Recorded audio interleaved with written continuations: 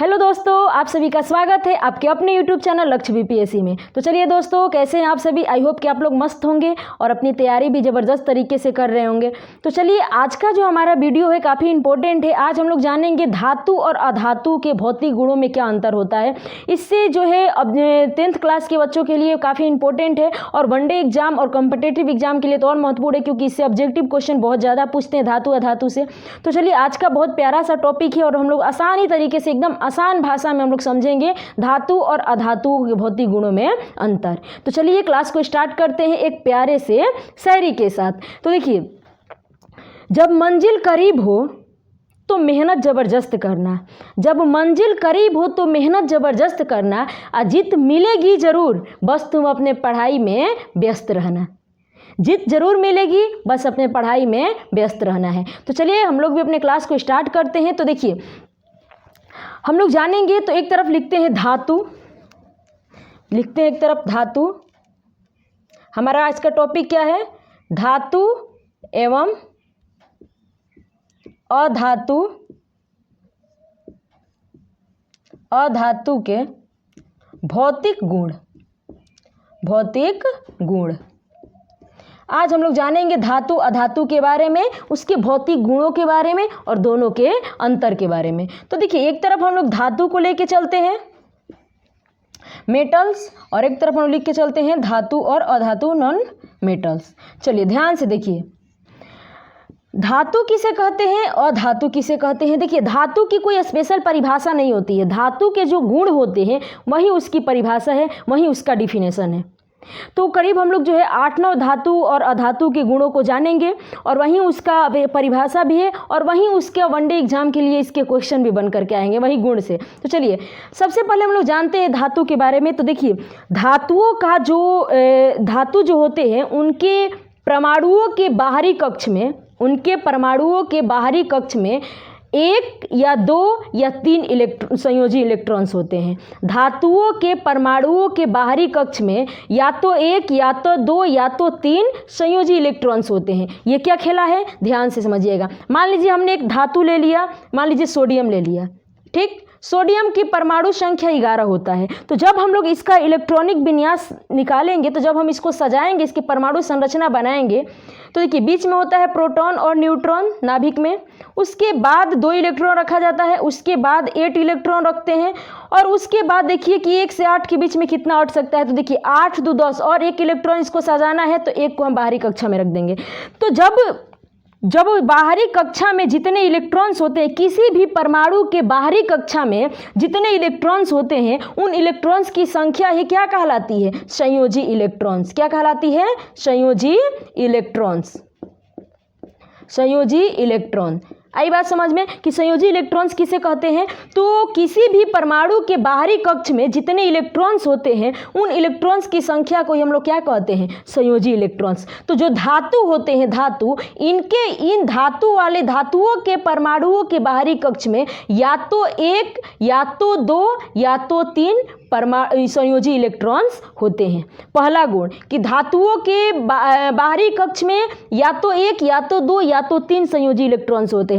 वहीं अगर अधातु की बात करें तो अधातुओं के बाहरी कक्ष में या तो 4 या 5 या 6 या 7 संयोजी इलेक्ट्रॉन्स होते हैं।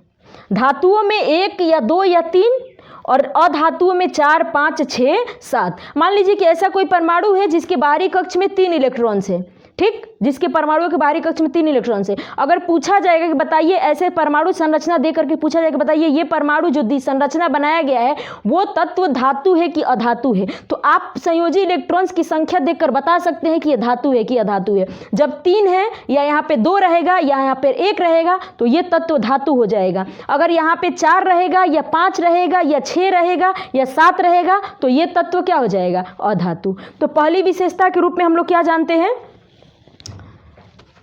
कि धातु जो होते हैं, धातु, उनके बाहरी कक्ष में संयोजी इलेक्ट्रॉन्स की संख्या कितनी होती है? संयोजी इलेक्ट्रॉन्स की संख्या होती है, संयोजी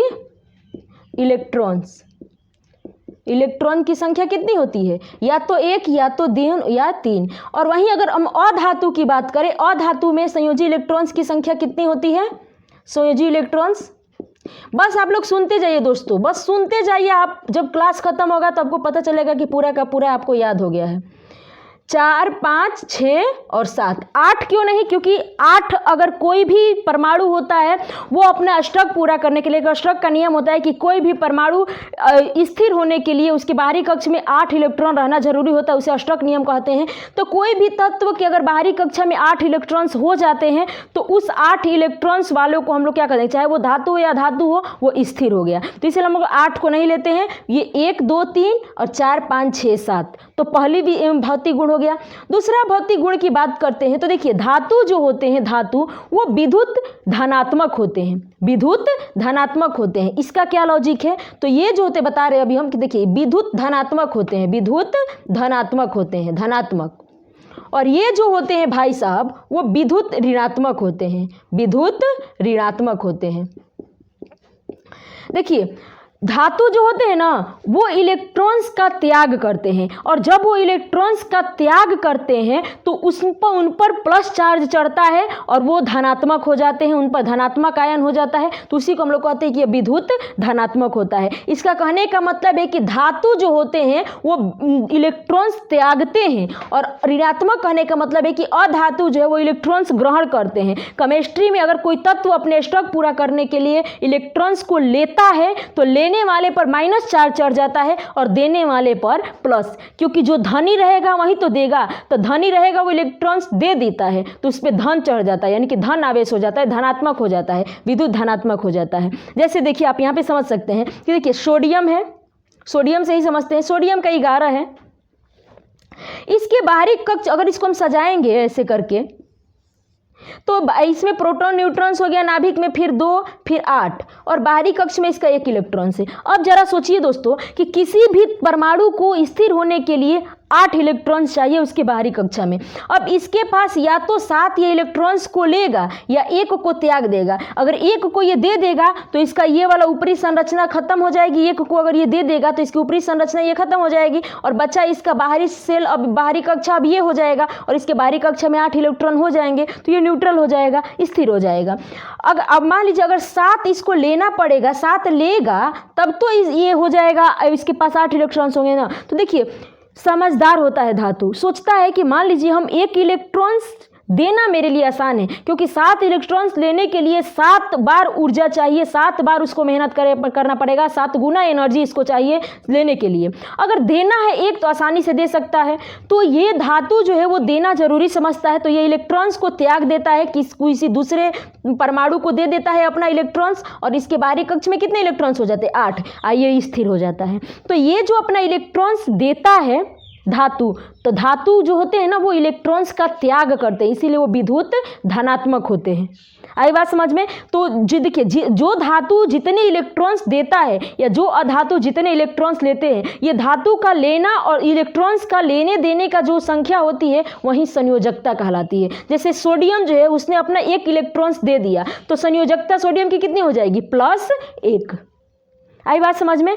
तो इस तरीके से जो है धातु होते हैं वो विद्युत धनात्मक होते हैं, विद्युत धनात्मक होते हैं, और अधातु विद्युत ऋणात्मक होते हैं, यानी कि अधातु इलेक्ट्रॉन्स ग्रहण करते हैं और धातु इलेक्ट्रॉन्स का त्याग करता है। आई बात समझ में?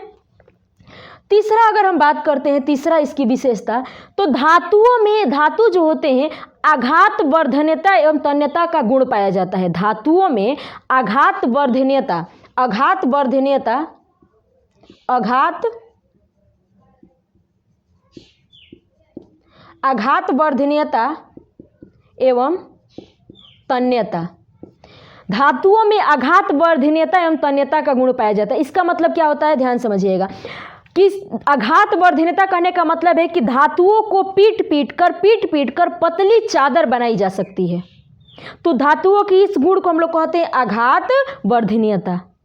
और तन्यता कहने का मतलब है कि धातुओं को खींच करके लंबी पतली तार बना सकते हैं, तो इसको हम लोग कहते हैं, इस गुण को हम लोग कहते हैं तन्यता। यानी कि धातुओं में आघात वर्धनीयता और तन्यता का गुण पाया जाता है। यानी कि अगर धातु को हम पीटेंगे तो पीट के उसको पतली चादर बना सकते हैं, लेकिन अधातुओं में ये गुण आघात वर्धनीयता और तन्यता का गुण नहीं पाया जाता है। अगर अधातु को पीटना शुरू करेंगे तो वो टूट जाएगा, यानी कि अधातुओं में भंगुरता का गुण पाया जाता है। अधातु भंगुर होते हैं, भंगुर कहने का मतलब उसको पीटेंगे तो वो टूट जाएगा।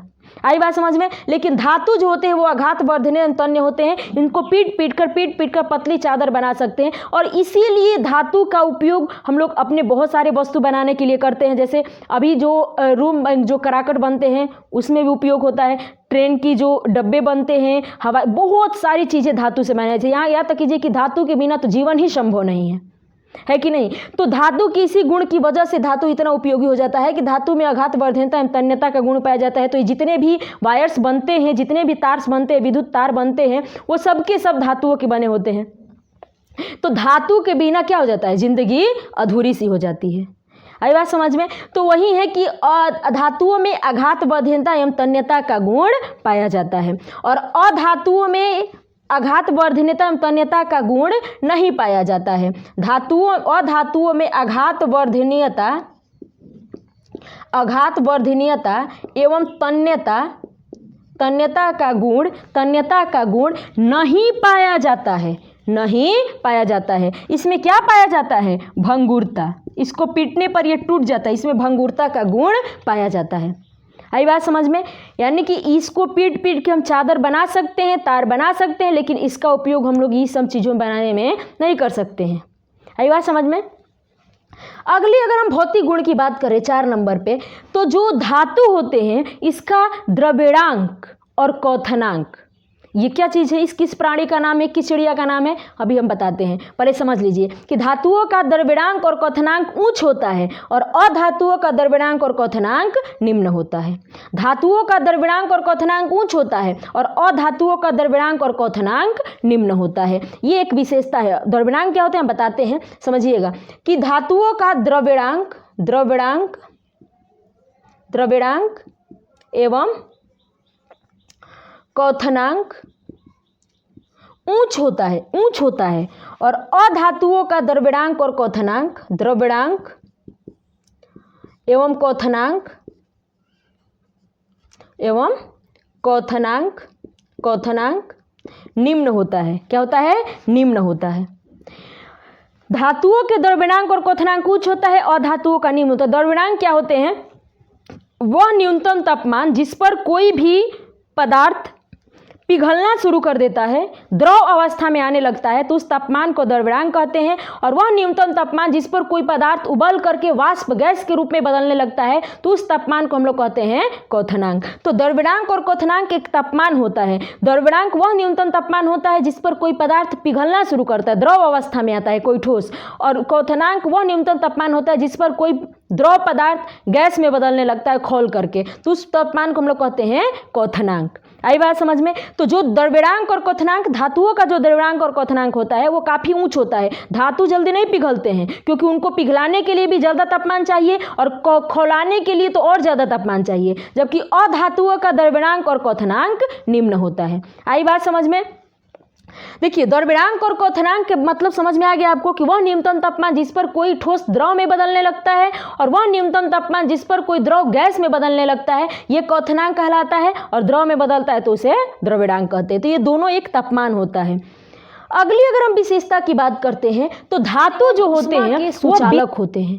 धातु विद्युत एवं उष्मा के सुचालक होते हैं, यानी कि एक धातु से दूसरी धातु जो धातुओं से होकर के उष्मा या विद्युत आर पार जा सकती है, यानी कि वो विद्युत का चालन करता है। कौन, धातु। इसीलिए तो जितने भी वायर्स बनाए जाते हैं सब धातु के बनाए जाते हैं, यानी क्योंकि धातु का एक गुण होता है कि यह विद्युत एवं उष्मा के क्या होते हैं, सुचालक होते हैं। विद्युत एवं उष्मा के सुचालक होते हैं। सुचालक। तो धातु जो होते हैं वो विद्युत एवं उष्मा के क्या होते हैं, सुचालक होते हैं। और अधातु जो होता है, अधातु, यह विद्युत एवं उष्मा का कुचालक होता है। विद्युत एवं उष्मा का कुचालक होता है। कुचालक यानी कि अधातुओं से होकर के विद्युत धारा आर पार नहीं हो सकती है। यह गुण कौन रखता है, धातु। है कि नहीं। तो ये बात भी लेकिन एक इम्पोर्टेंट बात आपको क्या यहाँ पे समझना है, वनडे एग्जाम के लिए तो समझिए कि साइंस में एकदम फेवरेट क्वेश्चन ये है कि वो कौन सा अधातु है जो विद्युत का सुचालक होता है, क्योंकि सभी के सभी अधातुएं विद्युत का कुचालक होती है, लेकिन वो कौन सा अधातु है जो विद्युत का चालन करता है, तो वो है ग्रेफाइट। वो तत्व नहीं है, वो कार्बन का अपरूप है ग्रेफाइट, लेकिन है तो अधातु। तो वो एक ऐसा यहाँ पे नोट में आप लोग लिख सकते हैं कि जो एक ग्रेफाइट एक ऐसा अधातु है ग्रेफाइट जो विद्युत का क्या होता है, सुचालक। सुचालक ये विद्युत का क्या होता है, ग्रेफाइट जो पेंसिल में लगे होते हैं, आप आसानी से जो है एक वायर लीजिएगा और उसका एक कोरा, दोनों कोरे से जो है पेंसिल से उसको जोड़ दीजिएगा, एक तरफ बल्ब रख लीजिएगा, एक तरफ स्विच को ऑन करके देखिएगा पलक में लगा करके, फिर देखिए बल्ब जल जाता है कि नहीं, क्योंकि जो ग्रेफाइट होते हैं उससे विद्युत धारा आसानी से आर पार कर जाती है लेकिन अधातु, लेकिन ये विद्युत का क्या करता है, चालन। तो ये बात भी आपको समझ में आ गई कि धातुएं जो होती है वो विद्युत एवं ऊष्मा के सुचालक होती है और अधातु विद्युत एवं ऊष्मा का कुचालक होता है, लेकिन एकमात्र अधातु ग्रेफाइट है जो विद्युत एवं ऊष्मा का सुचालक होता है। अगले अगर हम विशेषता की बात करते हैं, 6 नंबर पे अगर विशेषता की बात करते हैं तो धातुओं की अपनी चमक होती है और उसकी अपनी ध्वनि होती है। धातु अब की चमक होती है, वो चमकीले होते हैं धातु, और उनकी अपनी ध्वनि होती है। अगर धातुओं को पीटिएगा तो उसमें से एक मधुर ध्वनि निकलती है। तो धातुओं की अपनी चमक एवं ध्वनि होती है, लेकिन अधातुओं की अपनी चमक और अपनी ध्वनि नहीं होती है। अधातुओं की अपनी चमक एवं ध्वनि नहीं होती है। अधातुओं की अपनी चमक एवं अपनी ध्वनि नहीं होती है, जबकि धातुओं की अपनी चमक और अपनी ध्वनि होती है। वो तो वही बात हो गई कि लड़कियों की अपनी चमक नहीं होती है, वो तो ब्यूटी पार्लर की चमक होती है जिससे वो चमकती है उस तरीके से समझिएगा कि धातु की अपनी जो है चमक होती है और अधातुओं की अपनी चमक नहीं होती है और ना ही अपनी ध्वनि होती है। हाँ, लेकिन एक अपवाद में एक ऐसा अधातु है जिसकी अपनी चमक होती है, वो है आयोडीन या ग्रेफाइट। दो ऐसे अधातु है जिनकी अपनी चमक होती है, अपनी ध्वनि नहीं लेकिन अपनी चमक होती है। ये अपवाद में आप यहाँ पे लिख सकते हैं नोट में कि जो ग्रेफाइट और जो आयोडीन होते हैं, वहीं आयोडीन जिसको डाल करके नमक को आयोडीन युक्त बनाया जाता है, तो जो आयोडीन होते हैं और जो ग्रेफाइट होते हैं, इन दोनों की अपनी चमक होती है, बाकी किसी भी अधातु की अपनी चमक नहीं होती है। आई बात समझ में। तो धातु जो है चमकीले होते हैं, धातु अपने चमक से चमकते हैं, जबकि अधातु क्या होते हैं, वो उनकी अपनी चमक या अपनी ध्वनि नहीं होती है। इसी गुण की वजह से जो घंटियाँ होती है, मंदिरों की घंटियाँ, स्कूल जो की घंटी जो होती है, उसको धातु का बनाया जाता है, ताकि धातुओं की अपनी ध्वनि होती है, दो धातुओं को एक दूसरे से पीटिएगा तो उसमें से एक मधुर ध्वनि सी निकलती है। यही बात समझ में। इसीलिए घंटी को हमेशा धातु का बनाया जाता है ताकि टन टना टन टन आवाज़ निकले। बचपन में क्या होता था कि जब छुट्टी स्कूल में हम लोग जाते थे, छुट्टी जो होता था, मान लीजिए कि छुट्टी का समय हो गया और गुरुजी बोल दिए कि जाओ घंटी बजा के आओ, 1 बार 2 बार 3 बार नहीं, टन टना टन 10 बार बजा देते थे। गुरुजी दूसरी बार बोलते ही नहीं थे कि तुमको घंटी बजाना है। तो उस समय लॉजिक समझ में नहीं आता था कि इस घंटी से आवाज़ क्यों निकलती है। अब समझ में आता है कि धातुओं का गुण होता है कि उसकी अपनी ध्वनि होती है, तो जब पीटते हैं तो उसकी ध्वनि निकलती है। ये बात समझ में। अगली अगर हम विशेषता की बात करें तो धातु का घनत्व जो होता है वो काफ़ी उच्च होता है और अधातुओं का घनत्व निम्न होता है। अब घनत्व क्या होते हैं, तो जो है घनत्व का फॉर्मूला होता है द्रव्यमान बटा में आयतन। यानी कि देखिए, एक घनत्व को सिंपल तरीके से समझिएगा, कम क्षेत्रफल में ज़्यादा वस्तु का भर देना ही क्या कहलाता है, घनत्व। जैसे मान लीजिए बिहार जो है वो जनसंख्या घनत्व के मामले में नंबर 1 पे आता है, यानी कि अपने कम क्षेत्रफल में बिहार में ज़्यादा से ज़्यादा लोग भरे हुए हैं। तो क्षेत्रफल के मामले में तो देखिए 13वें स्थान पे है, जनसंख्या के मामले में 3रे स्थान पे है, लेकिन जनसंख्या घनत्व के मामले में पहले स्थान पे, यानी कि कम क्षेत्रफल में ज़्यादा लोग भरा गए हैं बिहार में अपने। तो घनत्व ऐसी समझिएगा कि जो धातु होते हैं, धातु, उन धातुओं में जो है उनके अणु जो होते हैं काफ़ी पास पास होते हैं। इनका घनत्व जो होता है वो काफ़ी ऊंच होता है, काफ़ी पास इनके अणु जो है, इनके कण जो है वो सजे रहते हैं। जबकि धातुओं का घनत्व निम्न होता है। इनका जो कण होते हैं, इनके बीच में रिक्त स्थान होता है, स्पेस होता है, इनके कण थोड़ा सा दूर पे सजे होते हैं, तो इनका जो है घनत्व थोड़ा सा कम होता है। और अधातुओं का घनत्व क्या होता है, सॉरी, धातुओं का घनत्व अधिक होता है और अधातुओं का घनत्व क्या हो जाता है, कम हो जाता है। यानी कि धातु में इतना ही क्षेत्रफल में ज़्यादा कण सज जाते हैं, एकदम शॉर्ट के पास में, रिक्त स्थान बचता ही नहीं है। और अधातु में इतना ही क्षेत्रफल में बहुत कम जो है कण रहते हैं, थोड़ा स्पेस डाल करके, तो इनका घनत्व निम्न हो जाता है और इनका घनत्व ऊंच हो जाता है, क्योंकि कम क्षेत्रफल में कोचाकोच एकदम भराया हुआ है। तो ये जो होते हैं इनका घनत्व बढ़ गया और इसका घनत्व कम होता है। तो जो धातु होते हैं इनका घनत्व जो होता है वो ऊंच होता है और अधातुओं का घनत्व क्या होता है, निम्न होता है। इसका घनत्व ऊंच होता है और इसका घनत्व क्या होता है, निम्न होता है। आई बात समझिए। अब जरा सोचिए कि धातु का जो होता है, धातुओं के जो कण होते हैं वो काफ़ी पास एकदम सजे रहते हैं, एकदम कण जो है, पदार्थ किसके बनते हैं, कणों के बने होते हैं और इनके कण काफ़ी पास होते हैं और अधातुओं के कण थोड़ा सा दूर पे होते हैं। तो जरा सोचिए कि कौन कठोर होगा, कौन मजबूत होगा, धातु कठोर होगा कि नहीं, कि इसीलिए तो है जो है धातु जो होते हैं वो कठोर होते हैं। धातु, अधिकांश धातु क्या होते हैं, कठोर होते हैं, लेकिन जो अधातु होते हैं वो मुलायम होते हैं। क्या होते हैं, मुलायम होते हैं। धातु कठोर होते हैं और अधातु मुलायम होते हैं। और धातु कठोर होते हैं इसीलिए वो ठोस होते हैं, क्योंकि ठोस भी क्या होते हैं, कठोर होते हैं। तो अधिकांश जो धातु होते हैं, अधिकांश धातु जो होते हैं वो ठोस अवस्था में रहते हैं। अधिकांश धातु किस में रहते हैं, ठोस अवस्था में। मात्र एक धातु जो द्रव अवस्था में रहता है वह है पारा, मरकरी, जो कमरे के ताप पर द्रव अवस्था में रहता है। ये भी काफ़ी इंपॉर्टेंट क्वेश्चन है वनडे एग्जाम के लिए, कि एकमात्र धातु जो कमरे के ताप पर द्रव अवस्था में रहता है तो वो है कौन सा, पारा, मरकरी।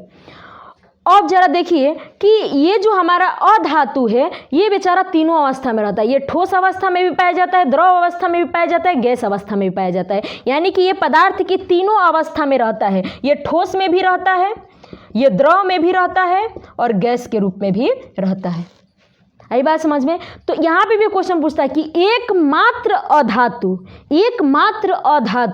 जो कमरे के ताप पे द्रव अवस्था में रहता है, ब्रोमीन। एकमात्र धातु जो कमरे के ताप पर द्रव अवस्था में रहता है, पारा। एकमात्र अधातु जो कमरे के